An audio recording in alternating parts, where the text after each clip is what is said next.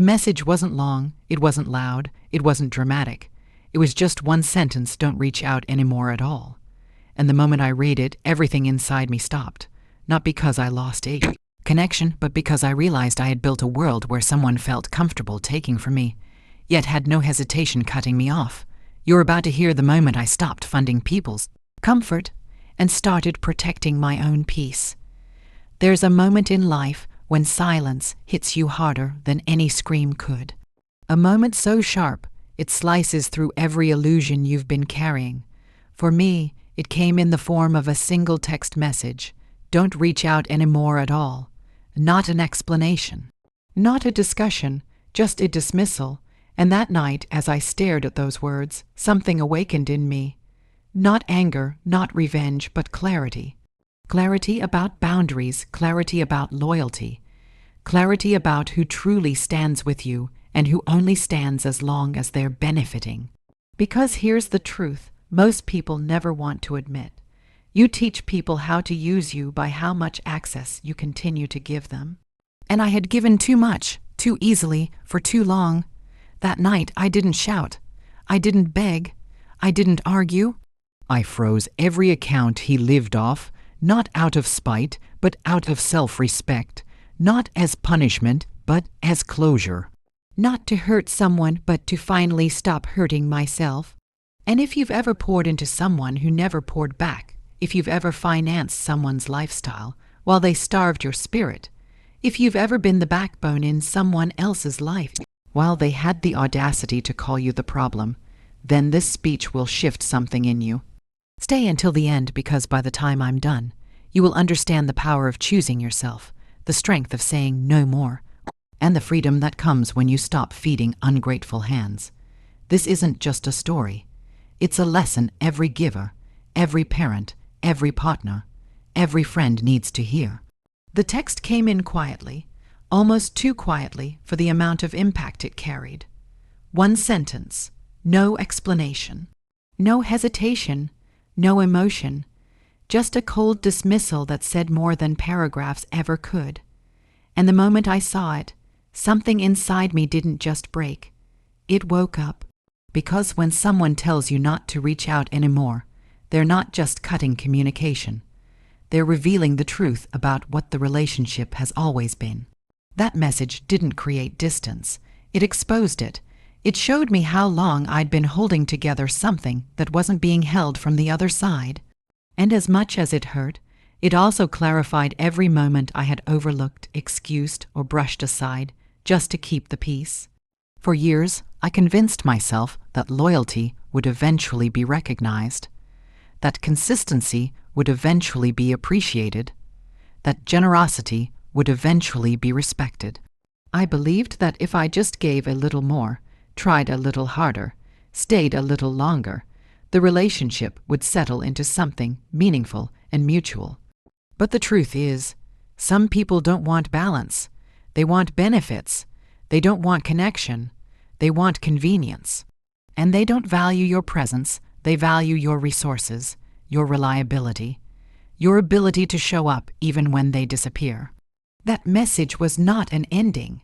It was a confession that the connection had been won, sided for far longer than I wanted to admit. Because think about it, people don't cut off those they pour into. They cut off the ones they take from. When someone is living off you, your money, your support, your time, your effort, they don't disconnect out of strength. They disconnect out of entitlement. They believe they deserve the life you built for them without having to acknowledge the hand that held them up. And when entitlement grows, gratitude dies. That message was a funeral for the gratitude I had been waiting for. It showed me that my giving had become so normal, so expected, that the moment I asked for the smallest respect in return, it felt to them like an inconvenience. In that moment, I replayed every time I had stepped in financially, emotionally, mentally, every bill I handled, every crisis I solved, every sacrifice I made quietly because I thought that's what love or responsibility or family required. I remembered the nights I stayed awake, worrying about someone who slept peacefully under a roof I paid for. I remembered the times I said yes, even when my body, my bank account, or my peace was screaming for me to say no. And yet, here was someone who had built their comfort on my discomfort, telling me not to reach out. That's the irony of overgiving.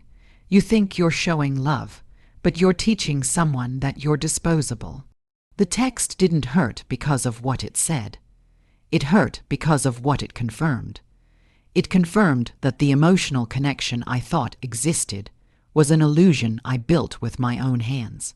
It confirmed that my kindness had been interpreted as weakness.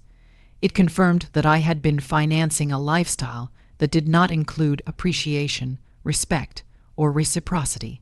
And once you see that truth, you can't unsee it. It burns through every memory, every moment, every justification you've used to keep someone on a pedestal they never earned. Suddenly, the weight of everything you tolerated becomes clear. Suddenly, the pattern you ignored becomes undeniable. I realized that giving someone everything doesn't make them stay. It makes them comfortable enough to believe they can walk away whenever they want because you'll always be there. I realized that love without boundaries becomes fuel for entitlement. I realized that when someone knows you'll fix everything, they stop caring when they break things. And I realized that the text I received wasn't a betrayal. It was a mirror showing me how much of myself I had lost trying to keep someone else afloat. As I sat there reading that sentence over and over, I didn't feel anger. I didn't feel revenge. What I felt was clarity so sharp it cut through every illusion I had been living in. I saw the truth of the relationship in its rawest form. I had been giving, they had been taking, and neither of us had questioned it. But the moment I expected maturity, accountability, or even basic respect, the illusion shattered. Because takers don't leave when you give, they leave the moment you stop. And that realization changed everything. It forced me to confront the fact that I had mistaken dependency for connection. It forced me to see how I had mistaken responsibility for love. It forced me to recognize that the relationship wasn't being destroyed by that message. It had been destroyed long before, the moment I allowed myself to be the provider without expecting partnership, the moment I allowed myself to be the safety net without requiring growth, the moment I allowed myself to be drained without demanding balance. That message wasn't rejection. It was liberation disguised as loss. It was the universe ripping away something I had been gripping too tightly. It was the truth stepping in where illusion had lived. And that night, as I stared at my phone, I understood something I had never understood before. Sometimes the harshest message becomes the clearest lesson. That night, after staring at the message until the words felt carved into my mind, I sat in the kind of silence that forces you to meet yourself. Not the version of you that people depend on, not the version of you that bends until it nearly breaks. The real you, the one who's tired, overlooked, and carrying far more weight than anyone realizes. And in that silence, I felt something shift. A deep, heavy realization that I had reached the point where self-respect mattered more than obligation, more than guilt, more than the familiar role I had been playing for years. It's strange how clarity arrives. Sometimes it comes in slow waves, sometimes in painful conversations. But sometimes it arrives in a single, cold sentence from someone who never truly understood what you carried for them. I thought for a long time before acting, not because I doubted what needed to be done, but because habits built from love are the hardest ones to break. When you've spent years stepping in, helping out, fixing problems, covering mistakes, holding up someone else's life, it becomes part of your identity. You tell yourself you're being responsible, you tell yourself you're being supportive, you tell yourself you're doing the right thing. But that night I realized something I had ignored for too long. Doing the right thing doesn't mean sacrificing yourself. Being supportive doesn't mean being used. And responsibility doesn't mean becoming someone's entire foundation, while they stand on your back like your stability is guaranteed. The guilt came first because guilt always comes first for people who give. I questioned myself. I asked if I was being too harsh. I wondered whether I should wait, reach out, try to understand, try to patch something that had been broken long before the message arrived. But then I thought about every time I had put myself last just to make sure someone else was okay. I thought about the emotional exhaustion that had become so normal, I barely recognized it as exhaustion anymore. I thought about the quiet resentment I carried, the invisible frustration of giving so much and receiving so little. And suddenly, the guilt didn't feel like a sign of compassion. It felt like the chains that had kept me trapped in a cycle I no longer wanted to live in. The more I sat with it, the clearer it became. Loving someone shouldn't require losing yourself. Helping someone shouldn't require hurting yourself. And keeping someone afloat shouldn't require drowning your own peace. That night, self-respect didn't come softly. It didn't come gently. It didn't whisper, it roared. And in that roar, I realized that the message I received didn't demand obedience.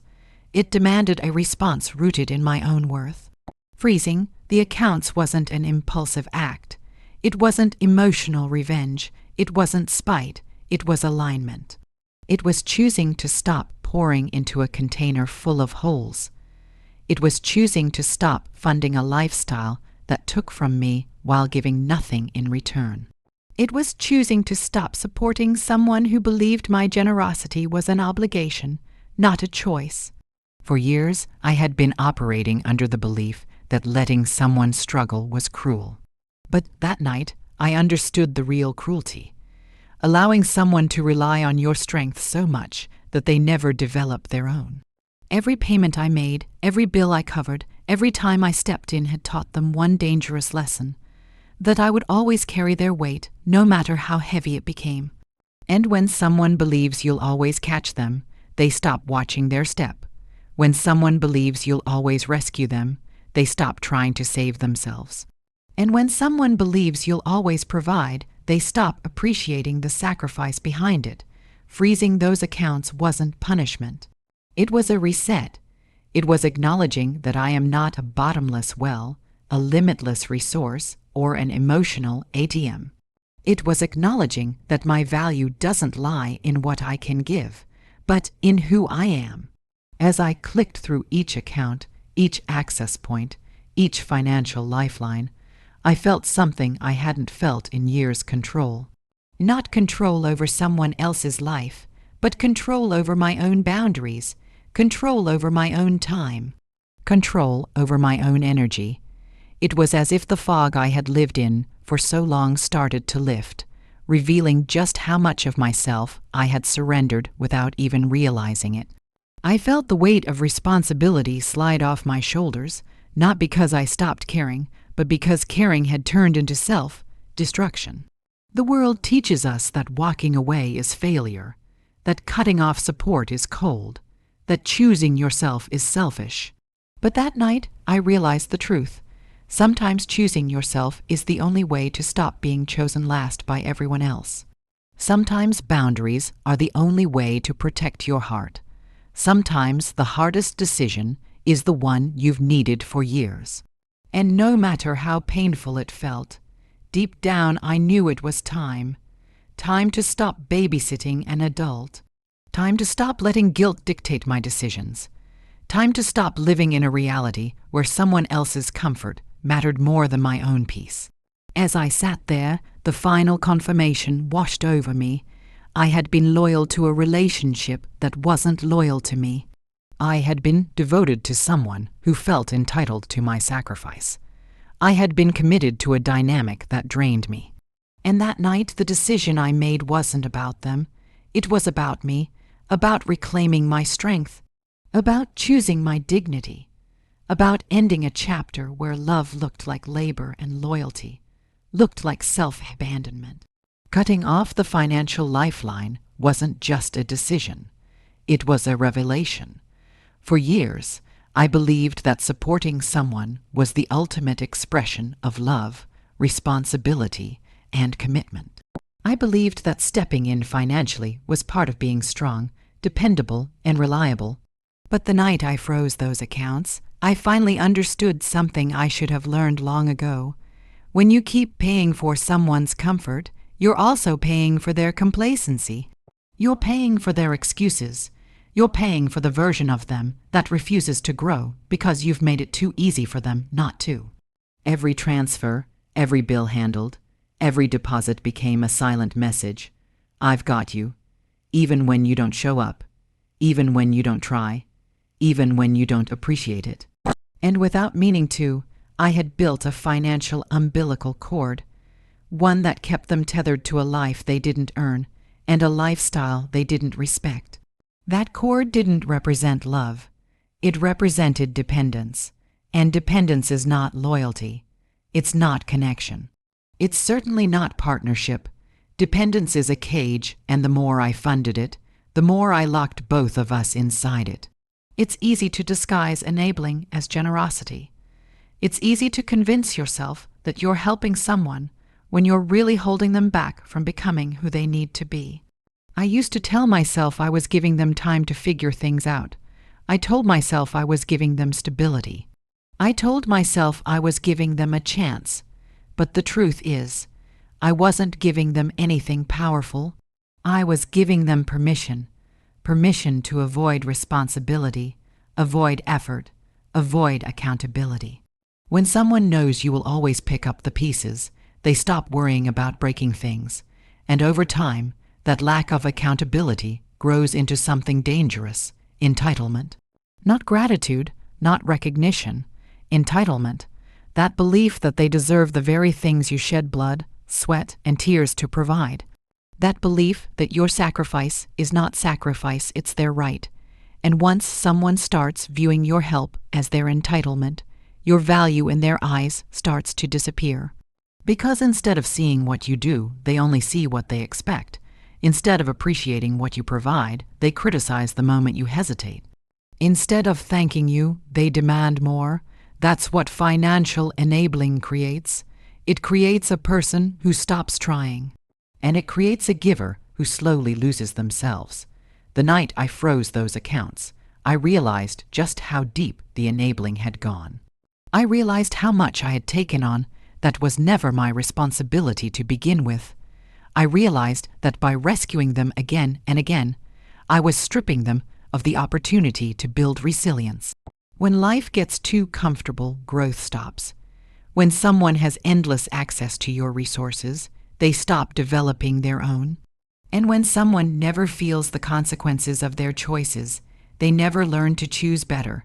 Cutting off the financial umbilical cord wasn't a punishment. It was a correction, a realignment, a rebalancing of a relationship that had been tilted so far to one side. It was barely a relationship anymore. It was the moment I chose not to be the provider, the solver, the handler, the fixer. It was the moment I realized that loving someone doesn't mean carrying their entire life on your back, while they walk freely on the weight of your sacrifice. What people don't understand is that money isn't just money. Money is energy, money is time, money is effort. Money is the parts of your life you traded away to earn it. When you hand someone money, you're handing them the hours you worked, the stress you endured, the sacrifices you made. And when someone treats that casually, it means they treat your life casually. That was the reality I had been avoiding. I wasn't just funding someone, I was allowing them to disregard the value of my own life, and it wasn't until I cut off the cord that I understood the depth of my own exhaustion. The exhaustion of being needed but never valued. The exhaustion of being relied on but never respected. The exhaustion of always being the foundation without ever being supported.